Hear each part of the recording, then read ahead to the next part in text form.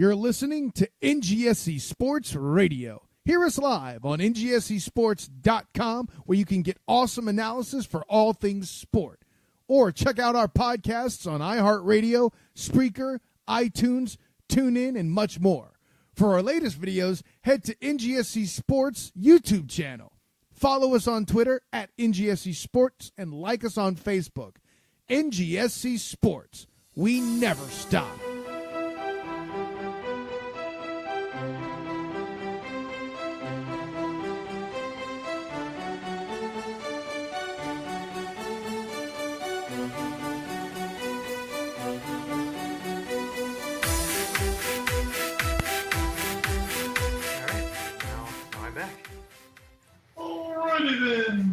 It's that easy.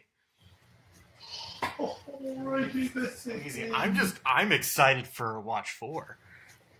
Oh, I got a good one this week. I'm so excited.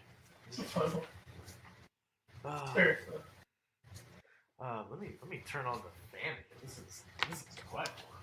Oh my. Sweltering. There we go. Oh my. Okay. Oh my. So, yeah, it actually works out okay that you're actually off next or on duty next week, because I will be in New York next week. So New York. So we were probably gonna. It was gonna be a fun one next week if I was gonna have to record it there. This way, I can just record like 10 minutes and be done. I'll be like, hey, World Cup starts tomorrow. Get excited. Bye. Yeah, serious. This is better because that gives them some time to hear our preview. Yes. Instead, it was going to be next week, me scrambling. Okay, well, we finished recording at 12:15. I'm going to try to get this up now. Yeah, because, to me, people are going to want to hear it before the World Cup actually starts.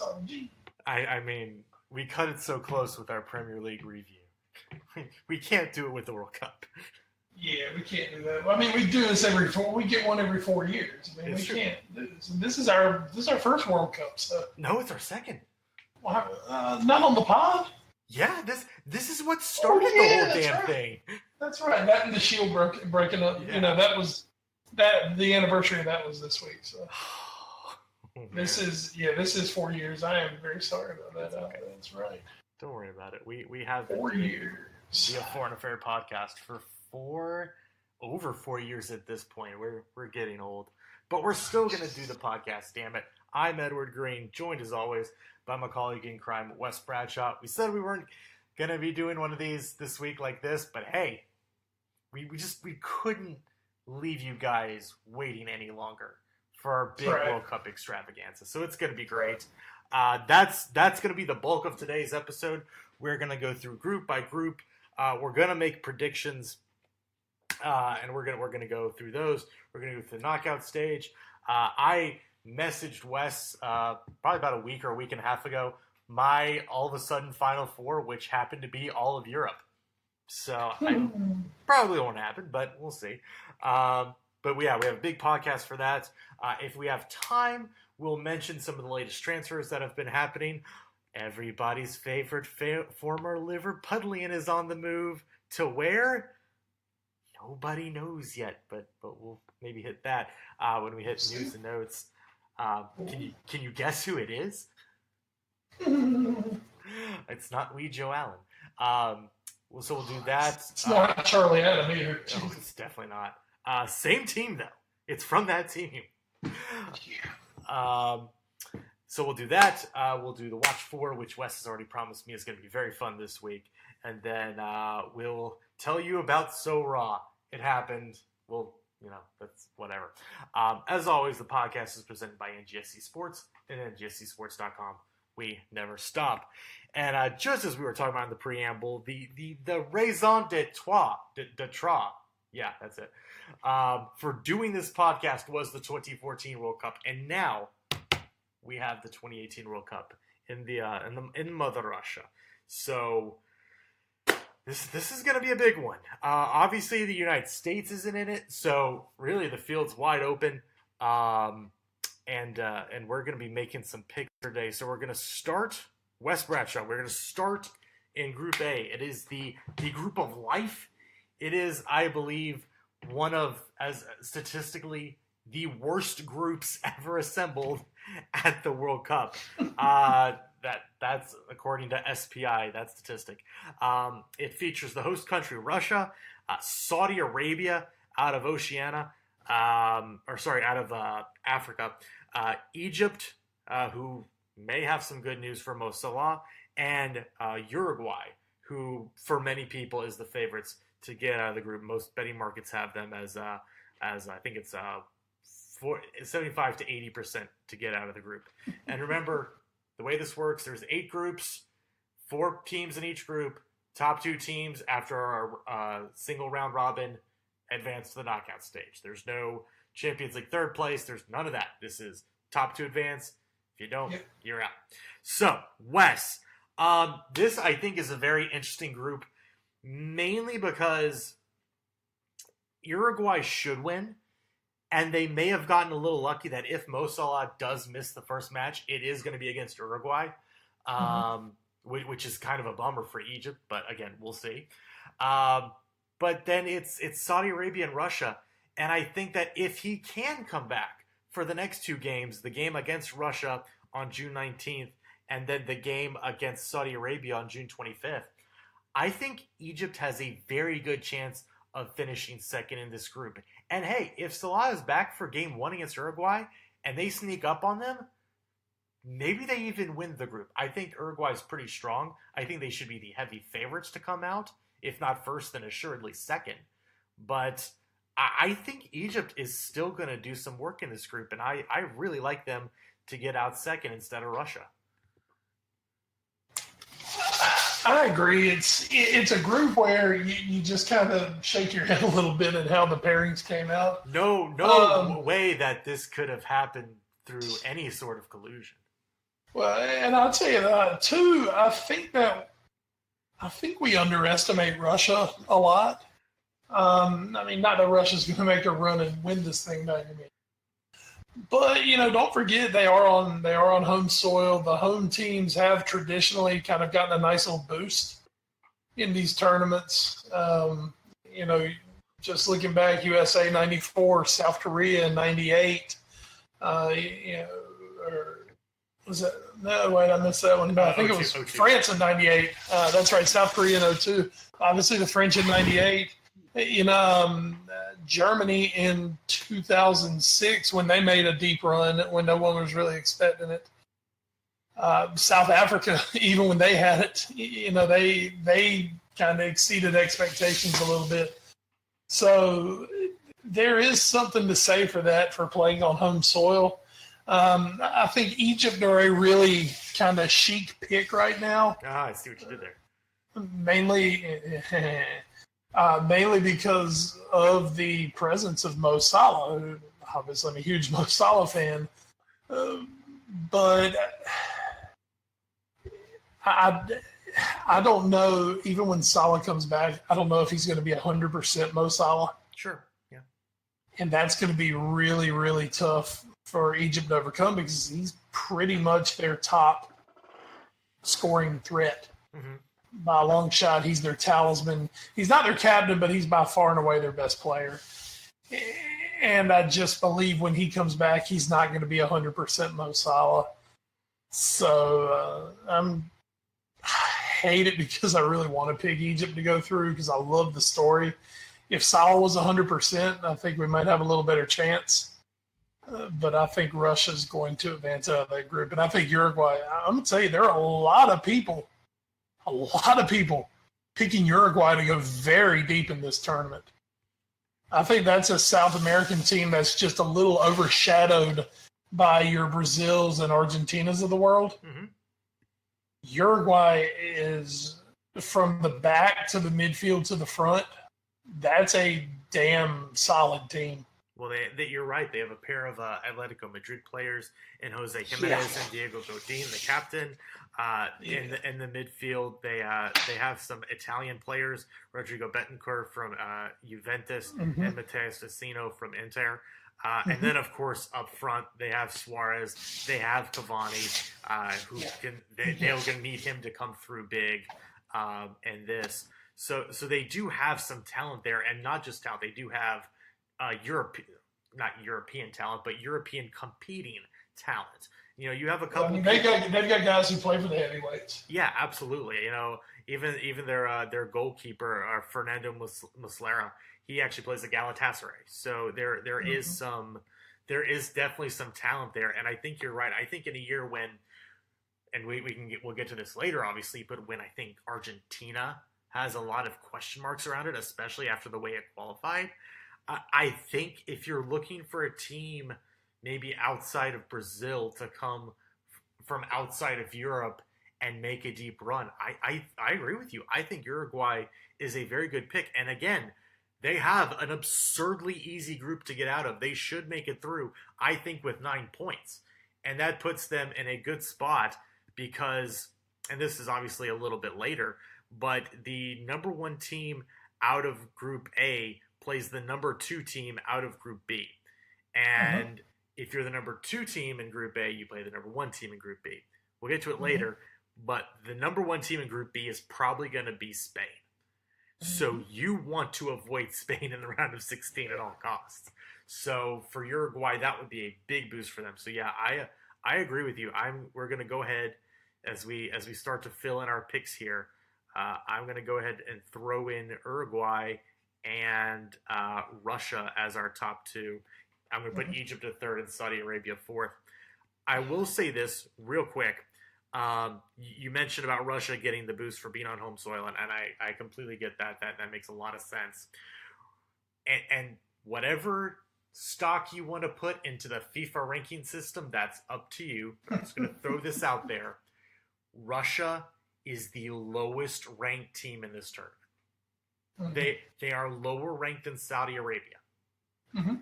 So,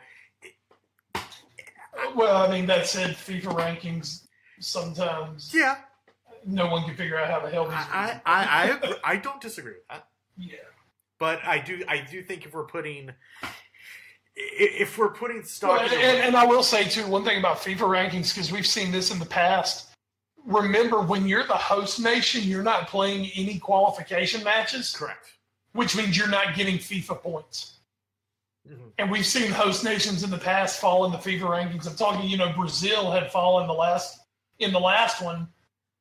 They had fallen lower than they had been in a long time in the FIFA rankings because they weren't playing any, everything they were playing was a friendly for basically 3 years. So, FIFA rankings, for what they're worth, just aren't worth that much, really. All right, just kind of like FIFA itself. So I'm going to go ahead and lock in. We're putting Uruguay in the number 1 spot, Russia number 2, Egypt number 3, Saudi Arabia number 4. All right, let's head to Group B, which I think could get a little spicy. Group B could be pretty fun. Again, the aforementioned Spain, the clear favorites not only to win the group, but one of the top 4 teams that could win the whole thing. Spain, after a miserable tournament in Brazil when they were the defending champs, they were out in the group stage. They're looking to make a comeback. They're in a group with Portugal, who just won Euro 2016, Iran, who was a kind of interesting pick from 4 years ago when they were debutantes, and then Morocco is also joining this group. I think Morocco, obviously, very, very low down that totem pole. I think Spain is the favorite to get out. Portugal, I'm pretty sure, is going to finish second. It wouldn't shock me if Iran gets out. I don't think they will. I think they will be very close. I think they are going to give Spain and Portugal all they can handle. But I still think they're going to finish third. I'm going to say Spain, Portugal, Iran, Morocco. And by the way, that is, again, a very, very tough Spanish team.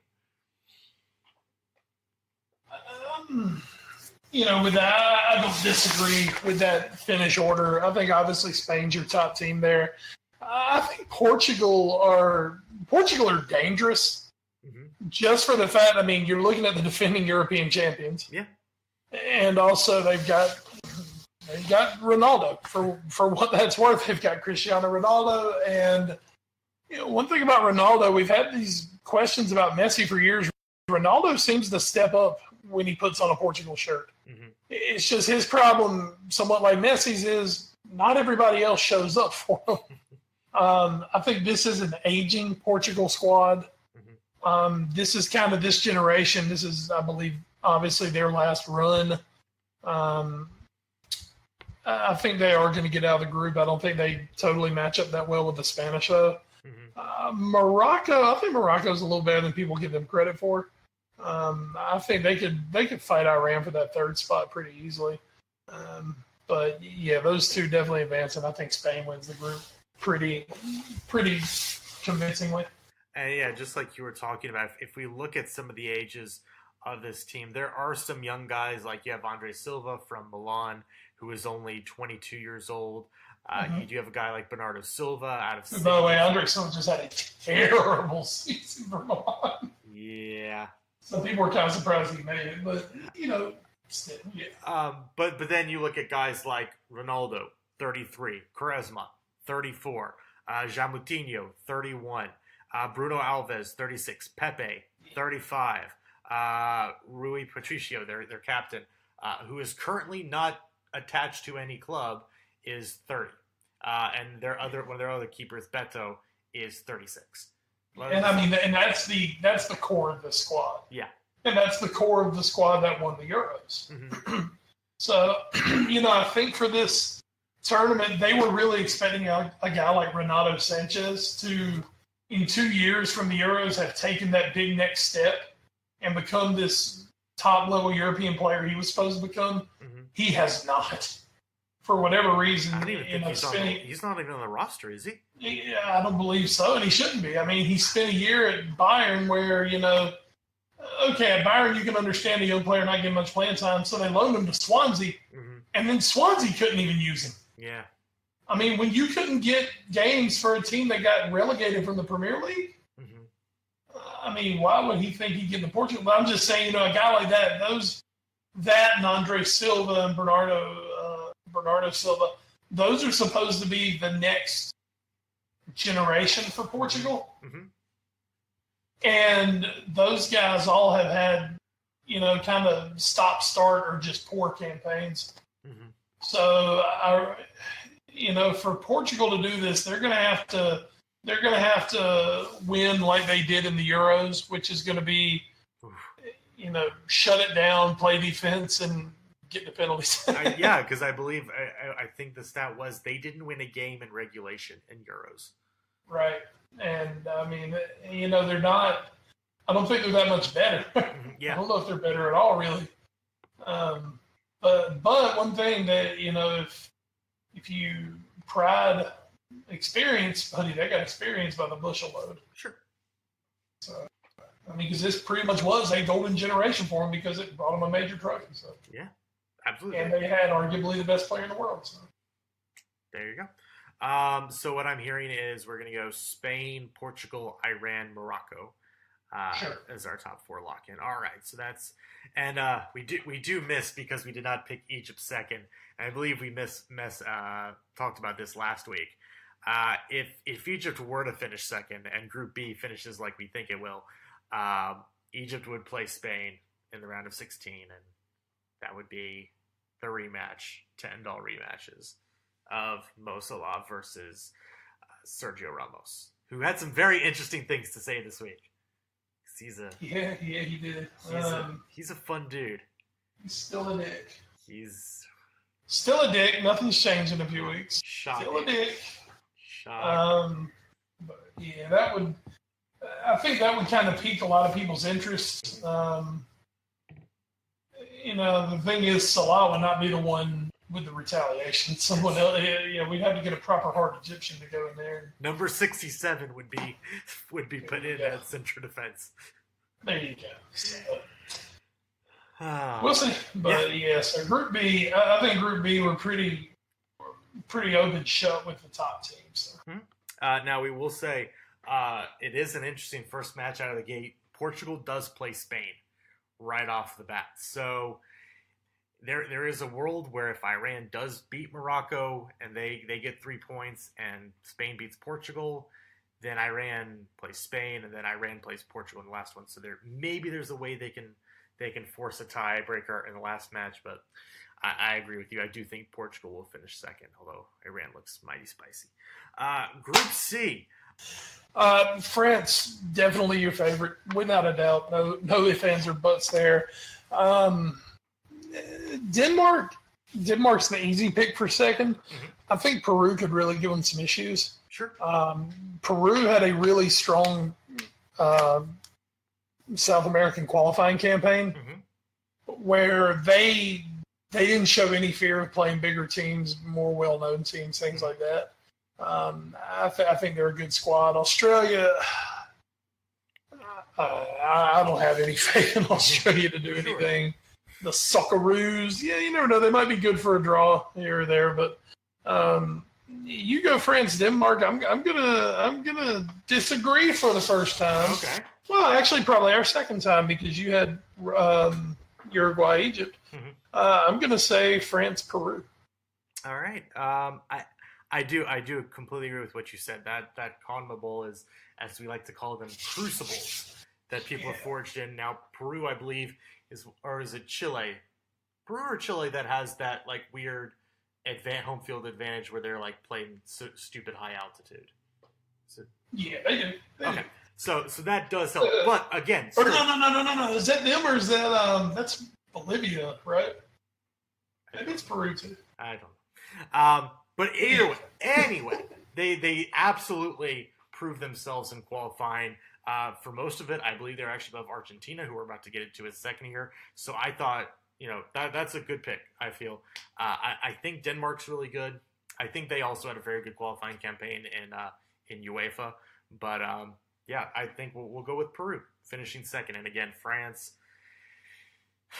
I feel like they're begging to be disappointed. They're going to win the group, but after that, I don't know. I've seen people picking France to win. I personally can't get with that, but we'll get with that a little later and tell you what we really think. So let's head to Group D. Argentina is at the top of it right now. Croatia, Iceland, and Nigeria also in this group. And, of course, Nigeria just played England a couple days ago, and that was an interesting match. Iceland, of course, won the hearts of many with their performance at Euro 2016. And Croatia, West, I know, is a team that always really catches your eye with the amount of talent they have. So, with the way Argentina sort of struggled in qualifying, they're not maybe as deep as they usually are. Could we see a world where Argentina doesn't win Group D? Absolutely. That group is absolutely insane. There are 4 teams who could win it. There are 4 teams who could finish fourth and anywhere in between. This is the most wide open group there is. Obviously, Argentina is the favorite by name recognition alone and the fact they have Leo Messi. But Argentina they barely qualified. Mm-hmm. They've looked like shit since. Who beat them 6-1? I think Spain beat them 6-1, like within the last few months. I want to say you are correct. Their starting keeper, Sergio Romero, which that's bad enough. He's out with an injury, so they're on to their backup keeper at this point. Higuain has never delivered in an Argentina jersey. Kun Aguero doesn't usually deliver in an Argentina jersey. I mean, it's like, where Ronaldo in Portugal, just to compare them, because we always compare these two, when it was Portugal, Ronaldo is the main man, but everyone kind of chips in around it. Mm-hmm. They don't do that with Argentina all the time. I mean, you're talking about Di Maria, all these great attacking players, and it's like it's just left up to Messi to do. Mm-hmm. So, I mean, I think there's every chance they don't win the group. I think there's every chance they don't go through, which would be, that would be really disappointing. I think everyone wants to see Messi have one more run. Mm-hmm. But, I can see many a scenario where they're not even coming out of that group.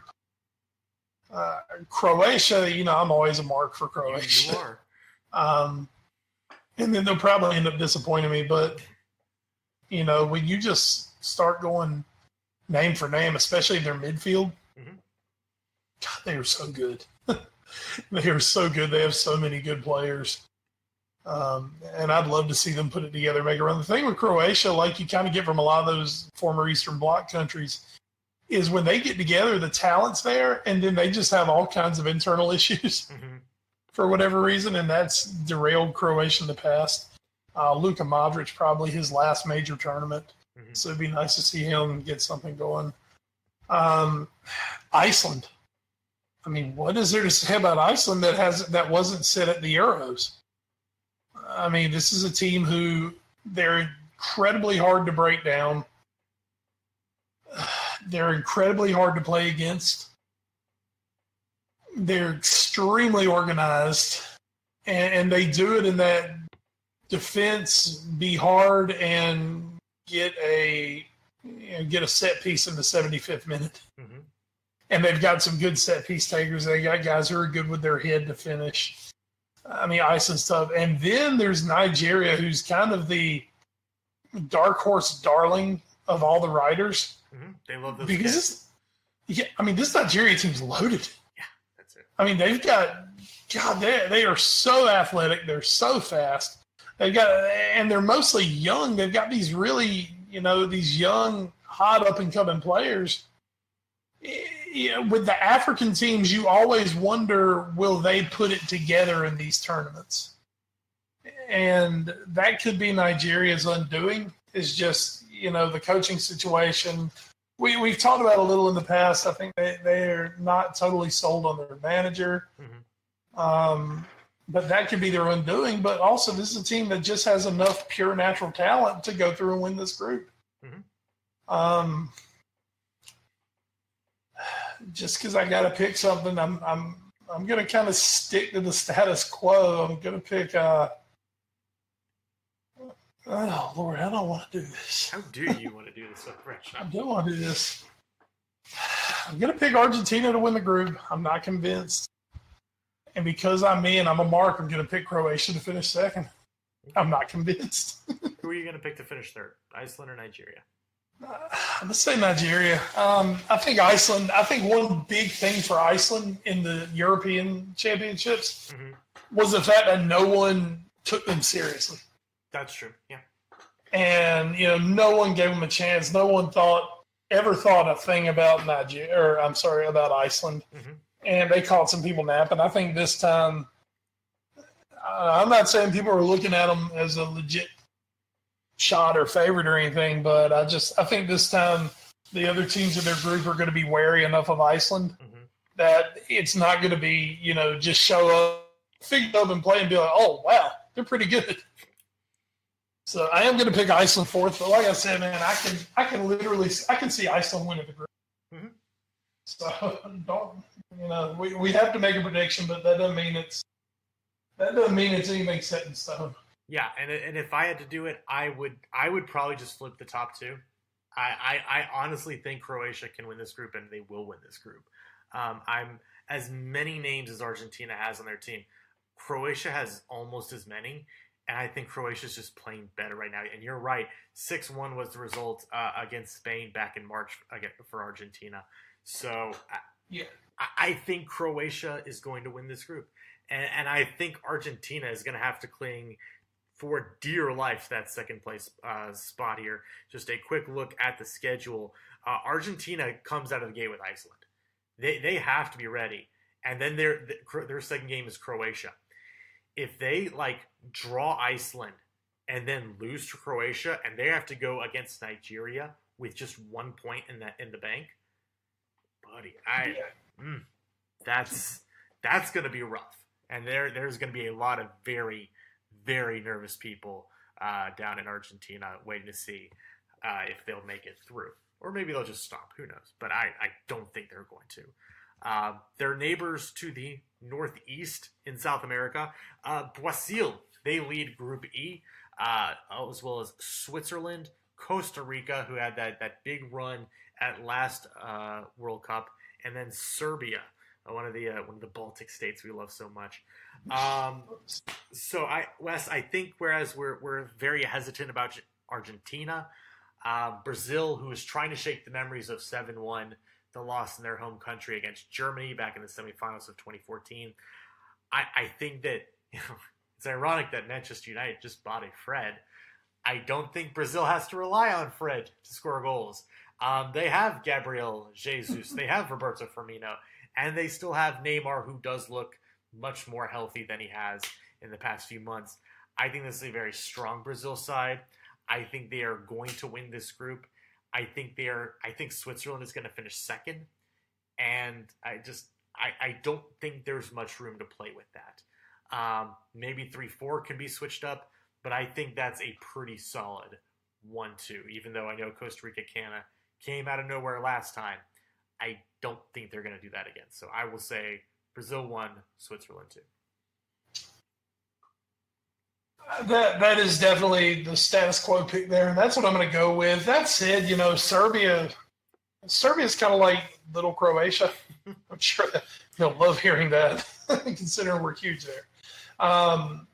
Serbia is one of those teams that they are so talented, so much talent, but there's also always a lot of infighting with the Serbian team.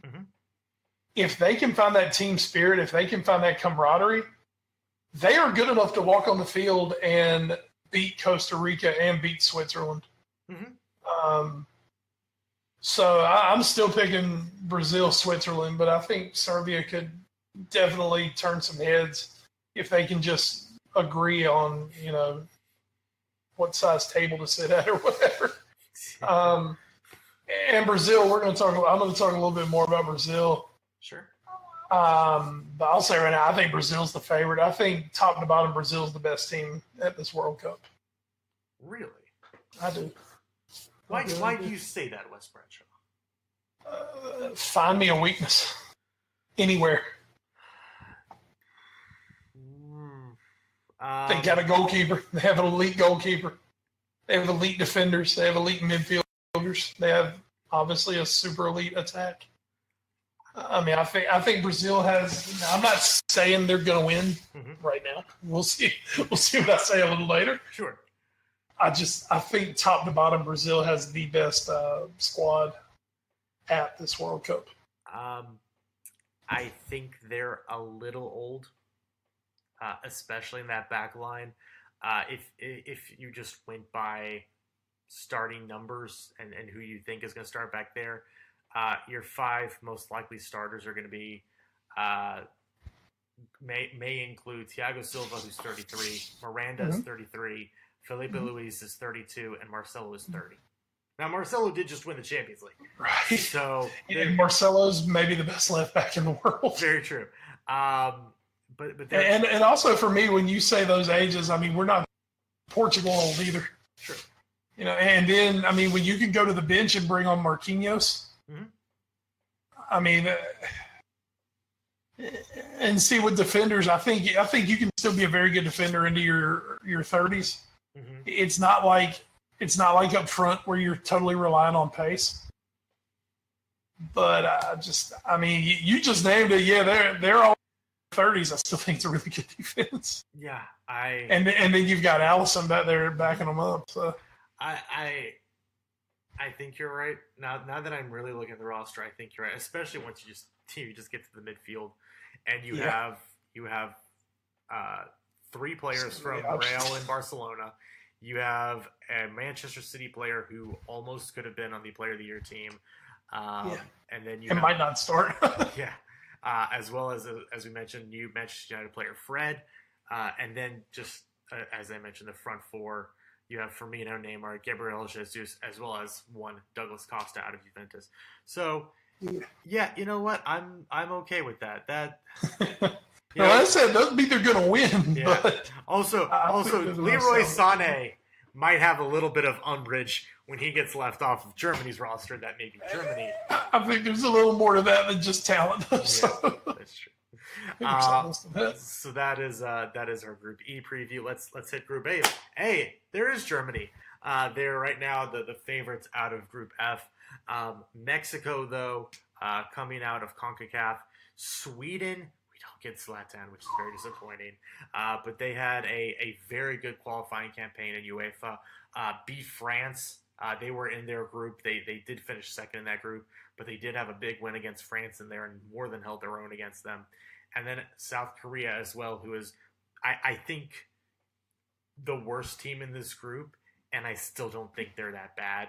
I don't think this is a Group D situation with Argentina, but after Germany, I do think the three teams could maybe shift positions a little bit. I think I would go with Mexico as my number 2 out of this group, but it wouldn't shock me if Sweden made it out, or even South Korea, although South Korea a little bit more. Obviously, top of the group. I mean, it's Germany all day. I'm gonna tell you, I'm not sold on Mexico.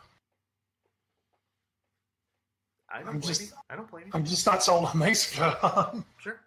I mean, they've been showing cracks. I think mentally, I don't think they're the strongest team out there. If they want to come through, I kind of think Sweden is going to pull that second spot. Let's throw them up there. I have a feeling that it's going to be a very disappointing tournament. It's going to leave a lot of people in Mexico, the Mexican fans, it's going to leave them angry. They've had some questionable people put on the team.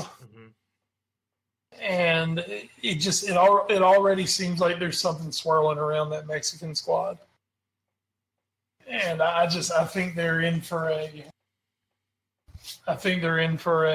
one of those, I think they could be the team that everybody was thinking, oh, they can do something. Oh my God, what the hell happened? Well, a little bit of mental boom could happen. Yeah.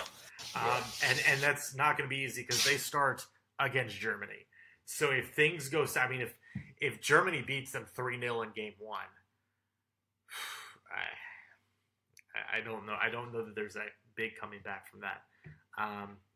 But they'll have a chance. But I do. I like Sweden. I think what they've cobbled together is very good, and I think they have a chance. I would almost argue they could be this tournament's Iceland. I think they could have a chance to be that team that does come out of Europe that nobody really knows that much about, but plays well as a group, and again, with not much name talent, and does really well. So I think Sweden is a prime candidate for that. And real quickly back to Mexico as a more overarching point. CONCACAF had a very good 2014 World Cup. United States made it to the round of 16. Mexico made it to the round of 16, almost made it to the round of 8 by beating Netherlands. I believe Costa Rica did make it to the round of 8 and also lost to the Netherlands, I think. But I think that CONCACAF could have a very, very brutal World Cup this time. Don't know if any of their teams are going to get out. And speaking of one of those, that would be Panama, who are in Group G, along with Belgium, England, and Tunisia, as the Brits like to say. I was thinking about this group today, Wes, a little bit. And for Belgium, this is a put-up or shut-up tournament. And even then, I don't know that they can win. But I think if they don't make at least the semifinals, I think this would be a huge failure for them. And we'll be looking at this sort of golden generation for Belgium as we did with England when they had Lampard and Gerrard and Terry and all those guys. This is too good of a Belgium squad to not make a deep run in this tournament. I agree. Talking about Brazil earlier from the front to the back, it's a good squad. And Belgium's pretty much the same way. I don't think they're as talented as Brazil, but obviously it's a very good squad. Like we said, very talented. You want to know my biggest problem, though, with Belgium? What's that? The fact that their manager is Roberto Martinez. It's not great. I mean, what the hell? I mean, I know they're going through qualifying with him and everything, but can you trust Roberto Martinez in any sort of a big situation? No, I don't. And of all the people out there, they hired this guy with basically, as we said, their golden generation kind of on the line. I think they're good enough to make a deep run. I don't know. And we've heard things in the past about how Belgium has some fighting between the Flemish and I believe the French speaking players, and I don't know. We've seen. I'm very nervous to get on the train with Belgium because we've been down this road before. Sure. And they've just horribly disappointed. And it's one of those things, against the lower, Belgium looks amazing. Mm-hmm. But as soon as they play a team that's near their talent level or better, they just they fall apart. Yeah, they weren't great at Euros. No, and I mean, they were the dark to run and win Euros, and then that happened. So I don't trust them, man. I don't trust them at all. I certainly don't trust Martinez. And yeah, I mean that's kind of my thing. I don't trust him. But Wes, I know there's a team in Group G you do trust. You're not kidding, Ed. There's a team that I trust so much in Group G, and that's those Panamanians, Ed. They came out of the very CONCACAF. Yeah. Them. Oh, Jesus. Okay, let's get over with. All right, England's there. How hype are you? How excited are you, Wes? I'm not. I think for the first time maybe ever, English have been tempered. Mm-hmm. I mean, here's my thing with England. England have a squad that can score goals. Mm-hmm. Let's go ahead and start there. They've got a squad that can score goals. I mean, Harry Kane up front. You've got Raheem Sterling. You got Dele Alli. They've got, you've got Jamie Vardy coming off the bench. They've got guys who can go out and score goals. Where England seriously lack is in the midfield. Mm-hmm. And then here's the thing. Here's the thing about the England defense is, I heard someone say, wow, maybe for the first time ever, England have defenders who can really play the ball. Oh, they got some great passers, guys who aren't afraid to dribble the ball out of the back. And the only thing I could say was, nowhere in there did anyone say they could defend. That's a key part. I mean, Danny Rose is not known for his defending. Kyle Walker is not known for his defending. Trent is not known for his defending. John Stones is known for not being a good defender. Oh dear! They have Gary Cahill, Wes, and also in their last player. Mm-hmm. That's not reassuring when Gary Cahill is your best player. Yeah. The way this group falls, it will be a travesty if England don't come out of the group. Mm-hmm. I mean, I do give some respect to Panama. Tunisia. England should finish second in this group at the worst. Maybe, depending on their draw, maybe a quarterfinal. But but here's the thing. I don't have a huge problem with not being excited for England in this World Cup because we've kind of known for a few years. We hoped that Gareth Southgate was going to take the kids and go to the World Cup because I think this could be extremely invaluable experience for Harry Kane, Raheem Sterling, Dele Alli, Harry Maguire, Trent. This could be just a huge experience for these guys, and hopefully for England if they can get out of the group. I think that would be huge. Looking at those guys for 2022, which I think is where England are really kind of aiming toward. This is a very young group that they're going to take. I mean, they're taking Lingard. It's youth, man. And, here's the thing for England. England have been crying out for a youth movement for years. But then, I swear to God, if someone starts saying, well, this is who we're going to take, what do you leave these guys at home? And Gareth Southgate has finally done it. He's the one who, and I think his hand was a little forced on it. I don't think it's just that Gareth Southgate decided I'm going to take a gamble with these guys. because I think he needs to go and at least show up at the World Cup if he wants to keep his job. True.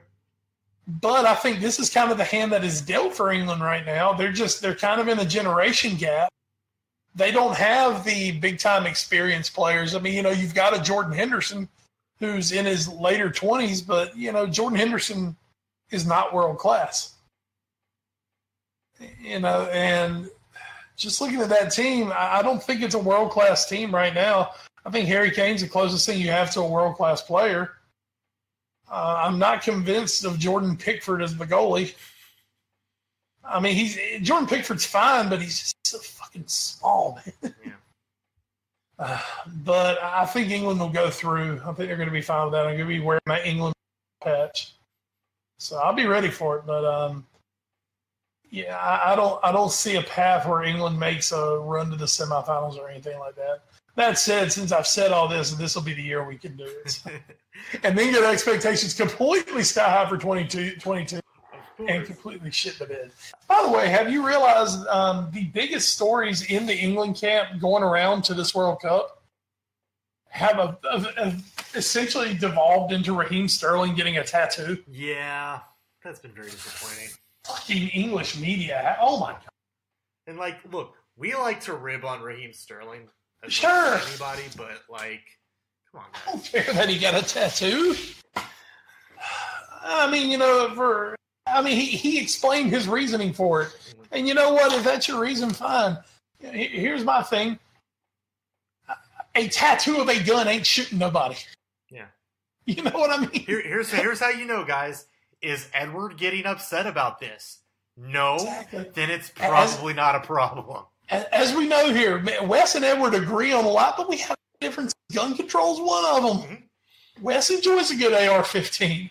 Ed does not. It's true. Ed doesn't have an issue with this. No, I don't. Therefore, I don't think it's much of an issue. It's really not. It's the English media hating Raheem Sterling. And it's Raheem Sterling, who we both can't stand. Yeah. And if we're sticking up for him, Jesus, come on. I mean, he's wearing a $5,000 suit. Come on. I will say, to your youth point, you're exactly right.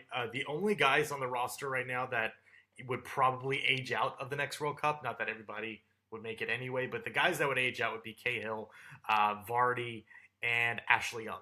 And that's probably it. Henderson might be kind of on the older side. He'd be 31 for 2022 if you were to make it again.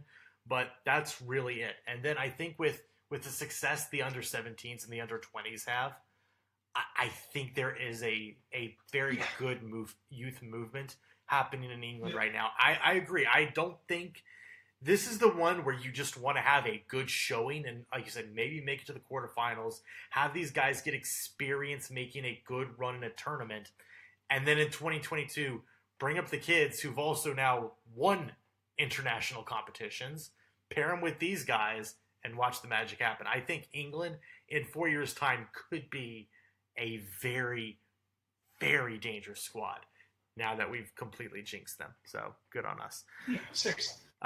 So yeah, I agree though. Belgium and England top two in Group G. And so the final group, Wes, is Group H. Group H stands for who the hell knows. Poland, Senegal, Colombia, and Japan. Colombia's a good team coming out of CONMEBOL. Poland have Robert Lewandowski, who is obviously trying to make a very good impression this summer to figure out where he's going to play his club ball next year. And then you have Senegal and Japan. I think Colombia is going to win the group. I think Poland's going to finish second. And then Senegal and Japan are going to fight it out for third. And I got to be honest, I can't really get excited about this group. Maybe Senegal can do something and surprise somebody. Maybe Japan can do the same. But I think Colombia and Poland are just heads and shoulders above Senegal and Japan, really. I agree. I think Colombia should be the team that wins this one. Mm-hmm. I think they're the best team. Obviously, South America's tough. Poland have a solid squad, mm-hmm.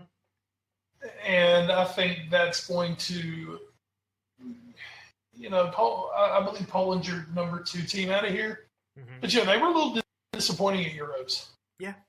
So what to see what they do. I think Senegal's kind of your wild card. Sadio Mane coming off a really good season, Champions League final. Mm-hmm. They've got some guys. They've got some guys, and they could be dangerous if Poland comes out and tries to sleepwalk. Mm-hmm. Senegal could catch Poland. I could totally see that happening. I think Colombia is far and away the best team in that group, but the other ones. And the thing about Japan's always that team. No one pays a lick in Japan, and somehow they go through. Mm-hmm. So, but that said, I can't tell you anything about Japan. I mean, I can't tell you anything about them. So, yeah, I do agree. And Poland is one of the lowest seeded Pot 1 teams. Colombia is a middle of the pack Pot 2 team, and then Japan is a good Pot 4 team. So this could be an interesting group. And like you said, if Poland, we talked about Mexico maybe going mental boom if things don't go right in game 1. Poland do have Senegal first. And if Senegal do come out and sneak out a win against Poland, then things will start to get interesting. And like you said, there are some names on this Senegalese squad. Just looking at their midfield, Idrissa Gueye from Everton, Cheick Kouyaté out of West Ham, Alfred Ndiaye, who we're going to get to see next year from Wolves, and then Diafra Sakho coming out of Reims, as well as a couple other people. So yeah, there are some definite names on this team, as well as, of course, as you mentioned, Sadio Mane and Mamadou from Stoke. Not relegated Stoke. So yeah, this is a Senegal team that definitely has names we know, and it will be interesting to see how they come together. I agree. Colombia and Poland should be the 1-2, but maybe Senegal does make it interesting over in Group H. So those are the groups. So now, Wes, with the predictions you have made, we have a bracket for the round of 16, and so we're going to go through it now. We're not starting Group A, but we're just going through the order this site is letting me have. So your first matchup that you have picked for the round of 16 would be France versus Croatia. Are you enough of a Croatian mark to pick them against France? Jesus. This is the battle of two teams with possible mental fragility issues that are just both really talented. No, I've got to stick with the talent on this. I think France are a better squad. Mm-hmm. So I'm going to pick France to go through. But that said, if France show up into the knockout fighting and they're bitching and they're moaning and, Pogba's off doing his thing and everybody's pissed off at him, Croatia are good enough to beat France. Let's put it that way. No, I agree. They're good enough to beat France. France will have to be on upset alert if this matchup happens. All right, we're going to take now the winner of Group A, which you have as Uruguay, versus the runner-up from Group B, which is Portugal. Two very strong offensive clubs here. This game could turn into a shootout. And as you said, Wes, Uruguay may be one of the sleeper teams of this tournament. Do you have them going through to the round of 8?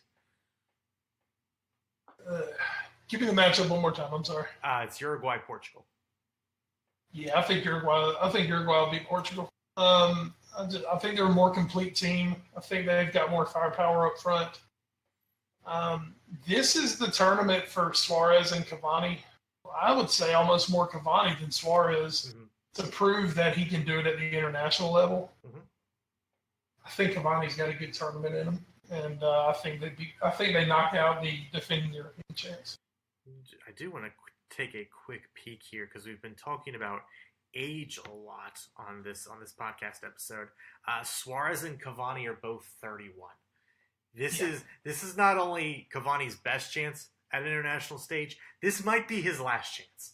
Yeah, for both of them, really. Yeah, because you've already seen Suarez is already starting to kind of take a step back. Mm-hmm. Cavani's been able to kind of, the thing with Cavani is Cavani just spent years kind of playing in the shadow of Zlatan. Mm-hmm. And this year with Neymar there, creating more of being a more creative player than Zlatan, and then being hurt later in the year, Cavani had a good season. Mm-hmm. So I think it's time for Cavani to step up. All right. Well, now we get the winners of Group B, Spain, versus the tournament hosts and runner-ups from Group A, Russia. I think this is a clear Spanish victory. I think, Wes. Yeah, without a doubt. Spain are one of the favorites in this tournament, and like I said, Russia might find their way into the knockout round, but it will quickly come to an end. Now, this would be a tasty matchup. An all-CONMEBOL game. Winner of Group D, Argentina, versus the runner-up of Group C, Peru. I think it's a better matchup here for Argentina. Yeah. They're a team that I'm not going to pick Argentina, but I think against Peru, they know them. They've been there. They've done that. They do have Messi. I think they'll get the job done. Then we head to Group E, the winner of Group E with Brazil versus the runner-up of Group F, which would be Sweden in this bracket.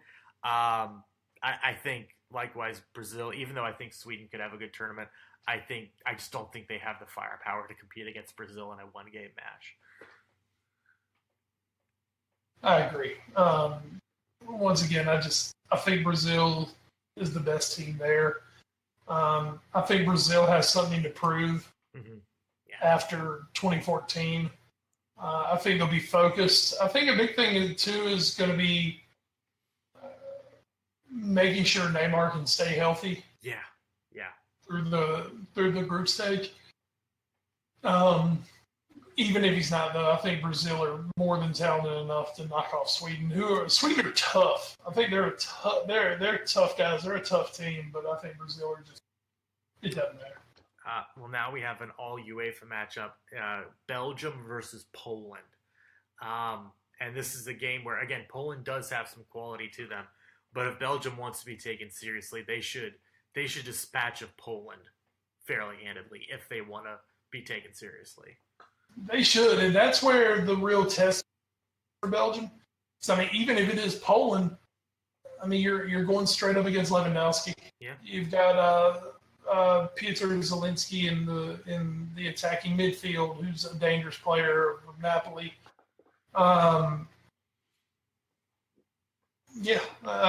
Belgium, that, like we said, that is one should win that. Mm-hmm. They should. I'm going to say they will. I'm going to say they will.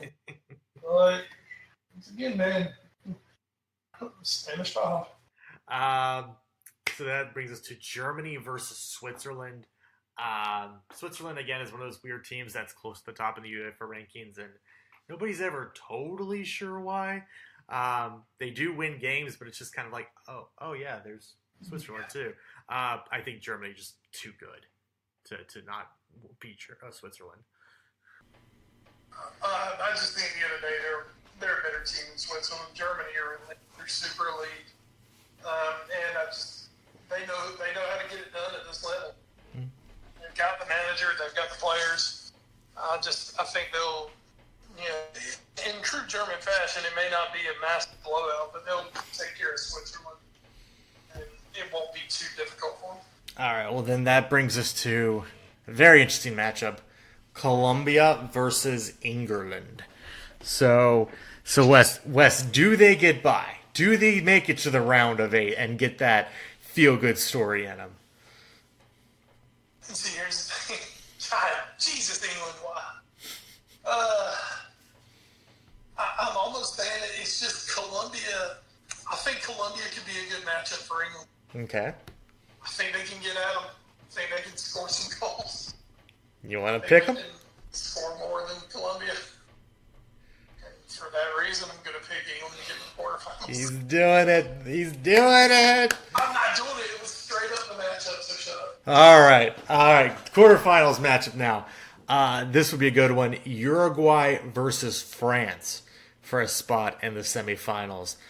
We just talked a lot about how this is maybe a last chance saloon for some of the Uruguayan players. France could be in disarray. They could be doing well. This was also the spot France got eliminated in last time when they looked kind of disinterested against Germany. I think it could happen again. I might be able to be convinced to take Uruguay here. This is where the French mentality thing is really, and we'll know. I think we'll see this match. We'll know by the time they get there. Mm-hmm. We'll have a good idea what's going on. Because if they're having issues with the French locker room, mm-hmm. they're in big trouble against Uruguay. Because Uruguay are a team, everybody knows them for, Cavani and Suarez. But this is a team that can be proper hard and proper dark arts. Mm-hmm. And they're a team that I think can really frustrate a team like France, mm-hmm. who, while being super, super talented, France is not the most physical team on earth. Mm-hmm. And we've seen what can happen when Pogba's not in his little comfort zone, and they just got other guys in there who, I think you can get it, Griezmann. Mm-hmm.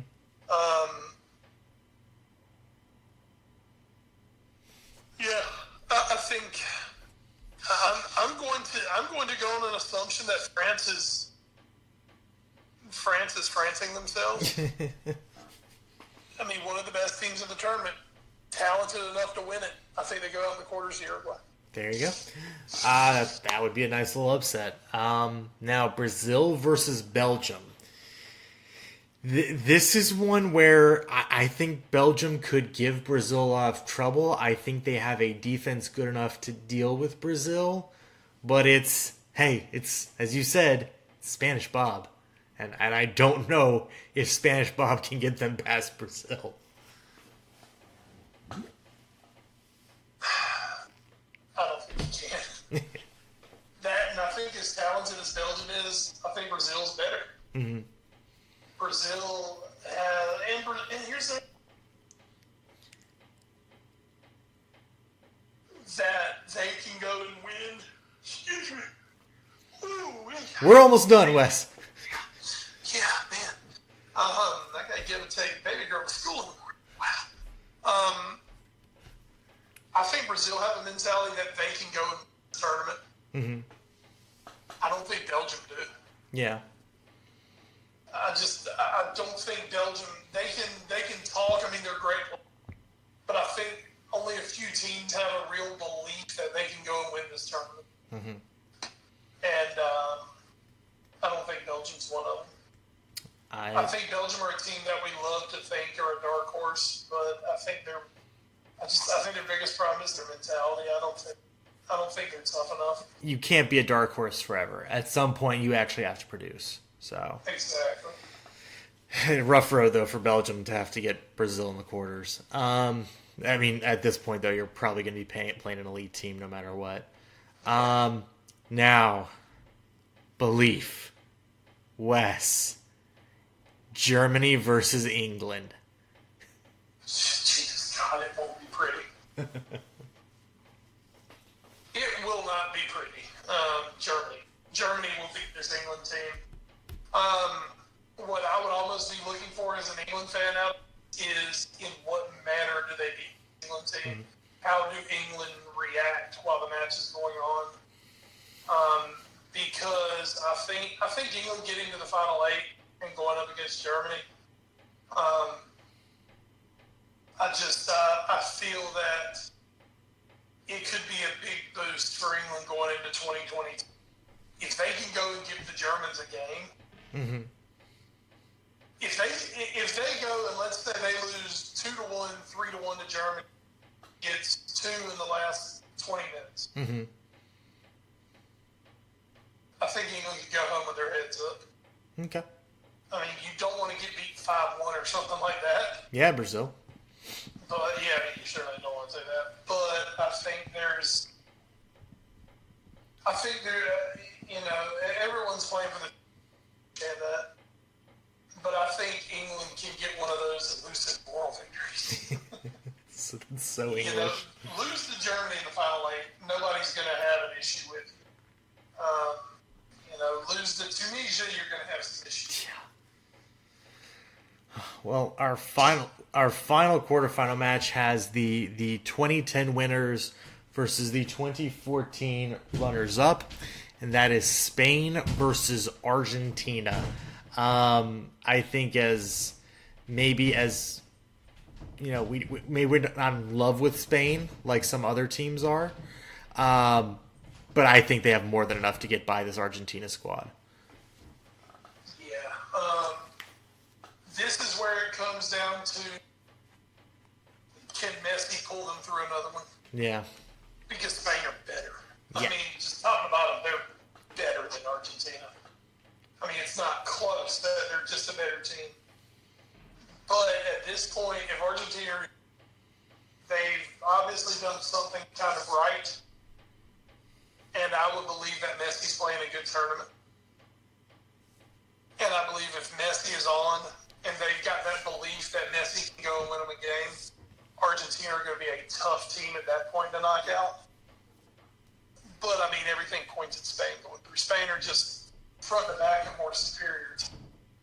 So you're going to Spain the pick? Yeah, Spain's the pick. All right, so we have 2 CONMEBOL teams and 2 UEFA teams advancing to the final, and each federation will play each other the way the bracket is shaken out. We have some replays of some very old World Cup finals. In one semi, Uruguay versus Brazil is the first one. Yeah, I think this is where Uruguay kind of runs out of steam, kind of runs out of their chances. Mm-hmm. Because, you know, as tough as they are, as good as they are, Brazil's just better. Mm-hmm. Brazil's just better. Well, so yeah, I think you know, Uruguay. I mean, gotta get to us to the good run. Well, especially to do it in, you know, on the European continent. Yeah, that's a really good show. Well, I don't think you're going to be able to use that explanation for this next matchup, which is Germany v Spain, about one team just being better than the other. So this is a tough pick. Does Germany go back to defend their title in the final against the team they blew out of the World Cup in their own country, or does Spain return to their second final in 3 tries?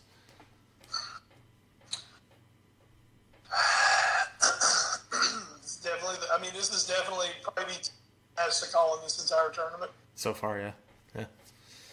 I'm going with Spain. Oh. I'm taking the Spanish. I think Germany, for as good as Germany are, I think there's going to come a day in this tournament where they miss some of those old heads from the last 2, from the 2 trophies they've won. Mm-hmm. I think that day's against Spain. I think Spain I think they've got some of that veteran presence that is going to pull them through, and it's going to be somebody like piece of shit Ramos, and it's going to be someone like Sergio Busquets. Mm-hmm. You know, it's going to be one of those guys who just do something extra that I think are going to separate Spain from Germany. And for that, I'm going to put the Spanish through to the final. Well, then let's quickly then pick our bronze final. Uruguay versus Germany. I believe your pick here would be Germany, or does Germany come into the 3rd place match kind of thinking, whatever, and Uruguay really wants to medal? And that's definitely one thing to think. A good enough manager that he can get those German players ready for that match. Now, he might make some changes in that match and maybe go with some of the lesser used guys even. Mm-hmm. Just because, you know, as well, that could be getting them ready maybe for their next run. Yeah. So I would pick Germany to win. I don't think Uruguay, a good team. I think they're a little outside their weight class with these other final 4 teams. Well, then let's get to the end. It's Brazil versus Spain. Who's taking it home? I think it's Brazil. All right. I've said it. I think they're the best team in the tournament. It's just how I feel. I think if Neymar stays healthy, I think Brazil have a fantastic team spirit. I think they desperately want to amend for what happened 4 years ago. Mm-hmm. I think they have a very good squad. It's always been Brazil lately, and usually it's up at the top. And I think they've got two really good strikers on this team now, in Jesus and Firmino. I think they've got guys who can go up there and score goals for them. And Firmino gives them, Roberto Firmino, I'm not blowing the smoke because he's a Liverpool player. Roberto Firmino gives them something that no one else had. Mm-hmm. And that's a guy who, if they decide that they need to ratchet up defensively and press from the front, they can bring on Roberto Firmino because he may be the best pressing center forward on earth. Mm-hmm. I mean, especially playing the Jurgen Klopp style. Now, that said, Brazil don't play the Jurgen Klopp, but I just think that Firmino gives them a little something extra that they can bring. And then the fact, once again, if he's healthy, man, Neymar is the guy who, we've never had the questions of Neymar, kind of like we have for Ronaldo and Messi when it comes to the national team. Yeah. Neymar's the guy who he relishes putting on that yellow jersey. He nearly, if he hadn't gotten hurt, he probably would have drugged that team to the final in Brazil. He may have, it certainly would not have been 7-1. No. As we know, it certainly would not have been 7-1. And I think you would have seen a lot more heart and fight out of that Brazil squad. So I think for Brazil, I think they're the favorite. I think they're the best. To me, it seriously comes down to the health and effectiveness of one Neymar. All right. Well, then, for our last pick here, tell us, Wes, who do you think is going to be the Golden Boot winner of the World Cup? Oh, obviously, Mo Salah. I don't think. I think Salah, with the season he's had, obviously, if he was 100% healthy, he could have put up some numbers here. Mm-hmm. I could see maybe a Timo Werner from Germany, because I can see Germany laying it on a few people. Mm-hmm. And maybe having Werner get a hat trick, something like that. Neymar's obviously going to be up there because Neymar is a guy who can score at any time. Messi, if Messi gets going, he can be up there. But I'm going to go on a limb. I'm going to say Timo Werner. Timo Werner. I'm going to say Timo Werner with 6 goals. There you go. So those are your picks, which are sure to fail, and fail absolutely miserably. So yay. We did it. World Cup 2018 in Russia. We did it. And not one mention of the... Yeah. Until... Oh, God. Oh, no. So that's going to do it for our match talk for the week. And again, the first match of the World Cup will be taking place next Thursday, June 14th. It will be the only match of the day. It will be Russia versus Saudi Arabia. What a match to kick it off. Am I right? That'll be great. Hey, Egypt versus Uruguay is the next day, so that'll be good. So let's hit the news and notes real quick. Manchester United made a pair of transfer moves the last couple days, bringing in Fred from Shakhtar as well as Diego Dalot from Porto. I feel like those are the two biggest moves, again, if you don't count Glenn Johnson leaving Stoke. So, Wes, United, though, getting a little bit of their transfer business done right before the World Cup starts. Any thoughts on these moves for Jose Mourinho's men?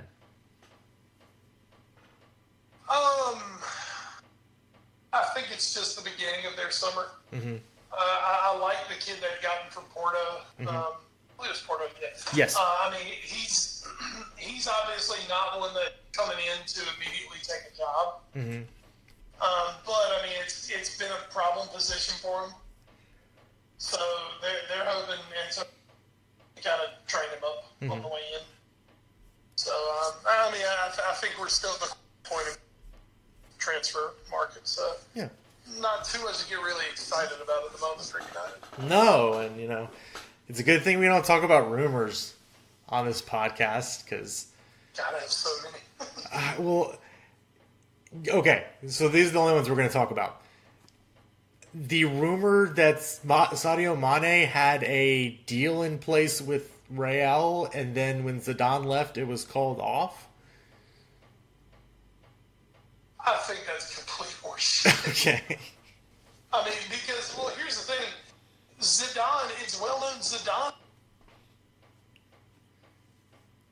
So why would it suddenly be called off because of... Yeah. That doesn't make any sense. Yeah. And it came from, like, Don Ballon, I think, which is, like, the crazy-ass Spanish source that never gets anything right and just says the most outlandish shit, trying to get their names out there. Yeah, I just saw some really weird. I think it was today, maybe. Salah got linked to Barcelona. Oh, yeah, and apparently it was his people. Yeah. Barcelona. You know what? Here's the other deal with both Salah and Mane. We're not going to sell them. Yeah. And I don't think either of those guys are ready to... But Wes Fecker's coming in, and he's really good, so you can get Salah at a really high price now. Yeah. I don't think that's happening. It's so stupid.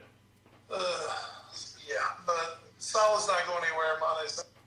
Yeah. Liverpool, I think Liverpool have lost their one player that they're going because, you know, that they weren't just letting go anyway. And that's Prichina. Right. So I don't see out of that first team, unless Liverpool are actively trying to sell someone like a Mignolet, I don't see them losing anybody else off that first team, especially in that front three. Oh, silly season, you ruthless bitch. All right, so that's going to do it for news and notes. Wes, so excited. I've been looking forward to this all show. Let's hit the watch for. What are you watching in the week that was or the week that will be? Yeah, as you know, watch 4 is typically reserved for television. Yeah. But you know what, Ed? Sometimes we like to go a little further than just television. And this weekend, I will go to one of our cousin podcasts in the world. That's my watch for this week. Roger Bennett, who, of course, we're huge fans. We love Roger. Congratulations to Roger Bennett on gaining his American citizenship. Finally. I mean, I'm very happy for the guy. I'm still waiting to get inside. So I can't wait to get my hands on that and give it a good read. But Roger Bennett, with of course the World Cup coming up, it's kind of an offshoot Men in Blazers. He's doing a 12-part special called American Fiasco. Yes. The 20-year anniversary, I guess, of the United States going to France '98 with these huge expectations after what had occurred 4 years before when we hosted the World Cup. These huge expectations, you know, these guys who suddenly had become marketable and, you know, were European players all of a sudden, and the United States completely, utterly shit the bed. Yeah. Everything went wrong in '98, which kind of culminated with the shocking 2-1 loss to Iran. So, and of course it's Roger Bennett, and, you know, as much as he likes to push his little suboptimalness, no, man, this guy does really, really super good work. These episodes, they're about 30, I think they're going to be in the 30 to 35 minute point. And I've listened to the first one, which the first one kind of sets the stage and talks a lot about the '94 Cup. It was really good. It was really good. It's not the back and forth banter of Men in Blazers. It's more like if you've seen any of Roger Bennett's specials on NBCSN or NBCSN. NBC Sports, you're whatever. Those are really good. They're really well put together, and how these podcasts feel. And I was really impressed with the first one. I've got the first. He's got the first 5 episodes out, and I've got 4 more to listen to catch up. But I'm really looking forward to it. And that is kind of my watch for, I guess, for the week. The other is, I think we're about to hit the season finale of Archer. Next week, I believe. Yes. Next week, I believe. The OG has had its season finale. And 6, which is the other SEAL Team 6 show. This one in its 2nd season from History Channel. I've gotten in the first episode of that. I've got a on DVD. Tonight as we're recording, episode 3 of the season comes on. Super, super, super good premiere episode. Olivia Munn has been added to the cast as a CIA operative. Oh. So we get a lot of candy, and she did a really good job, I thought, in episode 1. I think it's going to be a great season on 6. So I'm super looking forward to that. I, last night, as unfortunately one named technical producer Jackie has headed home to New York for the week, so I am by myself here. I decided, because she is not a fan of this show, that I would start watching the newest season of Arrested Development. Oh boy. Oh really? Yeah. Wonderful. That first episode was really fucking hard to get through. I didn't realize Ron Howard was just like gonna be the main character. That's good, I guess, for him. It just didn't land. I mean, by about episode 3, it gets better. I think I made it through episode 4. I want to say, it's not bad. I don't think it's anywhere nearly as good as the first 3. As of now, I don't even think it's as good as 4. But I'm willing to finish out this first half of season 5 that they've put out. So I like seeing them back.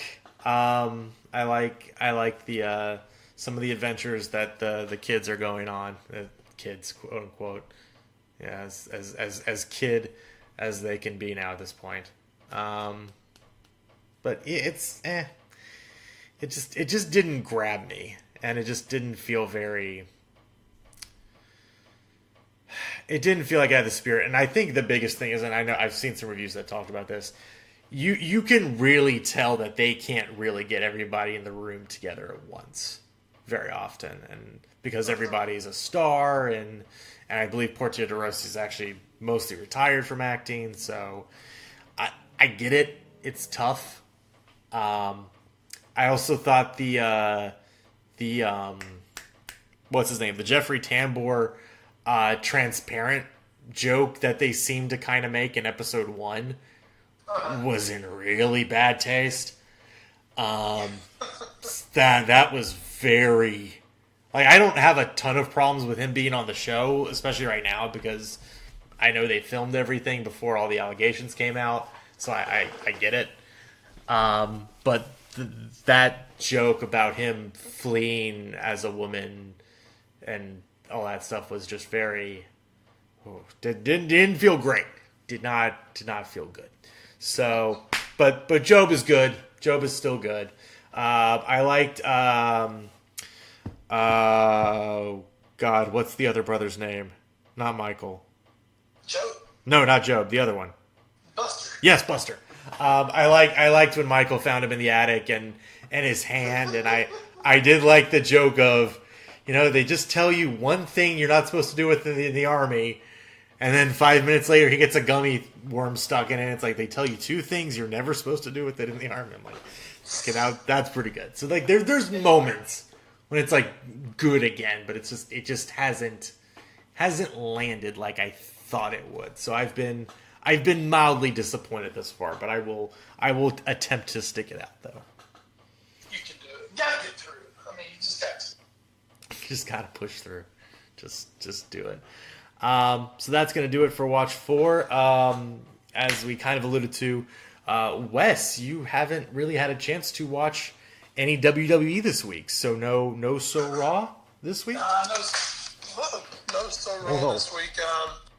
It was a work week for... So I wasn't able to see it this week, but I want to say it's not this coming weekend, but the next weekend is Money in the Bank. Ooh, Money in the Bank. And of course, I'll be working next week, so you won't. I will give you a So Raw. I'll give you a Money in the Bank next week for So Raw. Excellent. Well, we'll look forward to it. But that is going to do it, and bring us to the end of this World Cup spectacular preview show. We hope you enjoyed it, and I can't wait for all of our predictions to be horribly, horribly wrong. This will be, unless it's England wins the World Cup. That's okay. Congratulations, Tunisia. God. That's all you guys. Tunisia. So that is going to do it for episode 213 of the Foreign Fair podcast. Once again, big thanks to our NGSC Sports at ngscsports.com. We never stop. You can find them on Twitter. You can also find us on Twitter as a collective. We are at AFA Pod. Wes, you are? I'm at Wes Bradshaw 21. I am at Edward Green. You can also find us on YouTube, youtube.com/The All News Sports Show. That's our parent show. As well as email us at that address, allnewsportshow@gmail.com. Big thanks to our podcast providers, including Podbean.com, Stitcher, Spreaker, iHeartRadio, the TuneIn Radio Network, Google Play Music Store, and iTunes Music. So again, we'll be back next week with a very, very brief podcast. It will be super duper brief, just to get you guys ready for the World Cup that starts again next Thursday, Russia versus Saudi Arabia. Real quick though, Wes, I realized we didn't really get a chance to talk about it last week because #Thursdays. Zinedine Zidane left Real Madrid. Yeah, he did. So that was unexpected a little bit. Yeah, and of course now we've had a week. Part of it was because he was disagreeing with Florentino Perez. He wanted them to go hard for Eden Hazard this summer, and Perez is talking about just wanting to put all his eggs in the David De Gea basket. And he's like, I don't need a goalie. I've got a goalie. Damn it. So that could have led to some of the fallout. I just think, man, Madrid is such a hot seat. Yeah. That it's one of those, I think it has a shelf life. Mm-hmm. And the fact that Zidane left on his own will, yeah, I can't tell you the last time that happened with a Real Madrid. And, I heard somebody say, I can't remember where I heard it, I heard somebody say that they don't believe this will be the only time he ever manages Real Madrid, that he could come back. Yeah. Well, I mean, yeah, you're right. Before, I mean, there's been guys obviously who. Yeah. I mean, Jesus, look at Josie at Chelsea. Yeah. I mean, if Josie can go to Chelsea twice and get run out twice, I mean, Zidane didn't get run out. All the guy did was win the Champions League every year. I could see Zidane going back one day. But, there's a rumor out, too, now that Zidane, where was he going? To, was going to become the national team manager of Qatar. What? I saw that somewhere.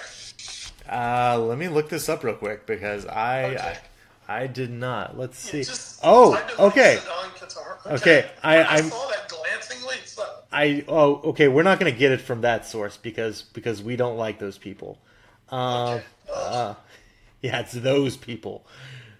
All right, we'll do this site. I don't know how good this site is. This is kikiotolu.com. But it does say Zinedine Zidane said for big money move to Qatar national team. He's reportedly been offered a 4-year deal worth £50 million per year, tax free, it makes note, as the new manager of the Qatar national team in preparation for the 2022 FIFA World Cup in Qatar. He was earning £8 million when he resigned at Madrid. I'm not going to say I would not take that job because you basically pocket $200 million. Yeah. Years of, and how much work do you really do as the Qatari national manager? Well, and you can only do so much because you're only with them like a couple international breaks a year. Yeah, no, I mean, I don't know how the Qatari national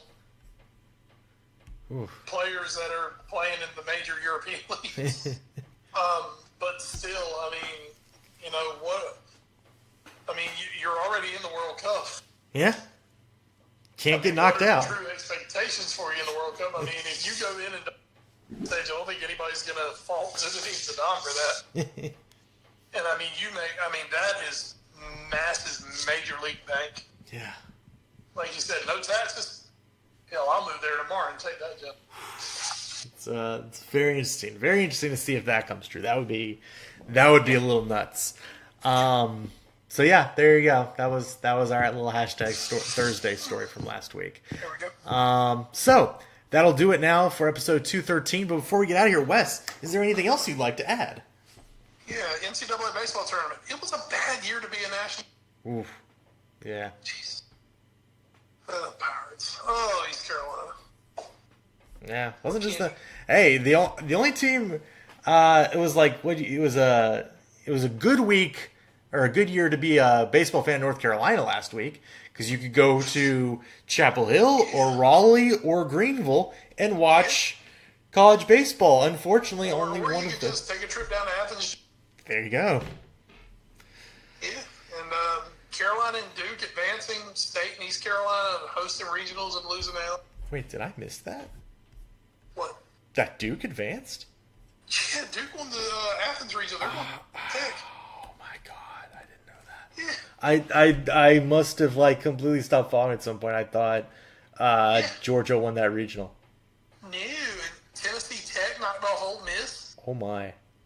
And Ole Miss, Ole Miss that Tennessee Tech beat them back-to-back times to get out of there.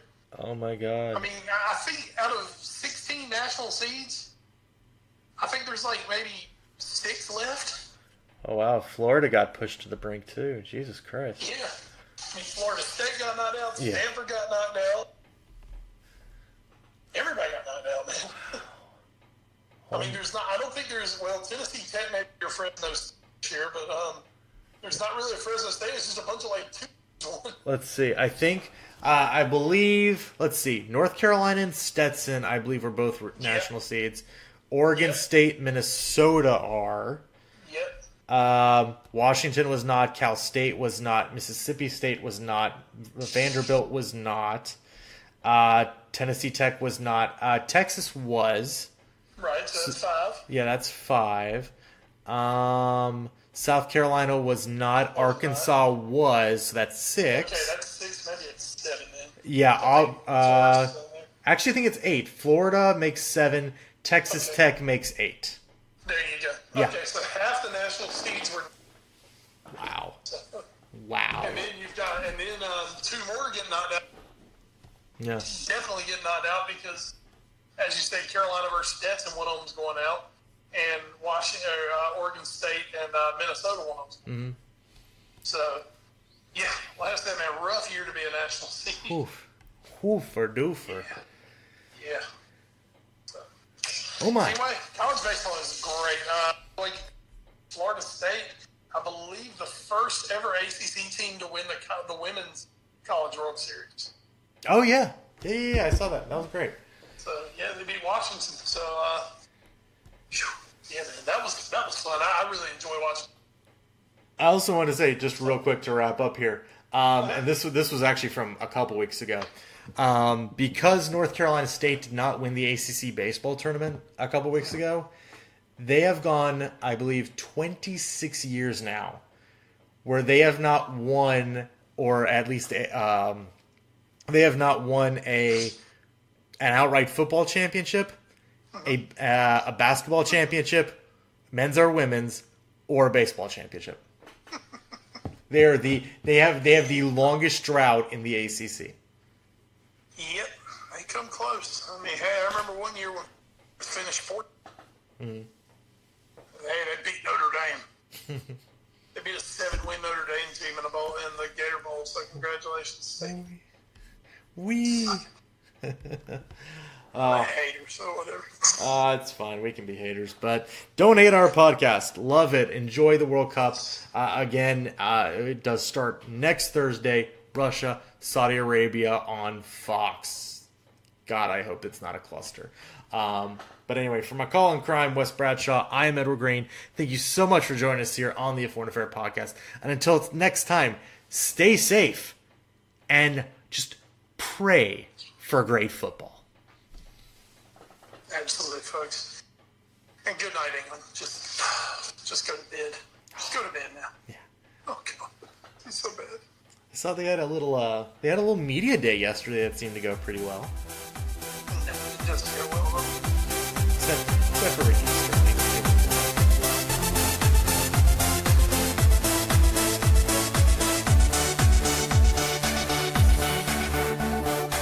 You're listening to NGSC Sports Radio. Hear us live on NGSCSports.com, where you can get awesome analysis for all things sport. Or check out our podcasts on iHeartRadio, Spreaker, iTunes, TuneIn, and much more. For our latest videos, head to NGSC Sports YouTube channel. Follow us on Twitter at NGSC Sports and like us on Facebook. NGSC Sports. We never stop.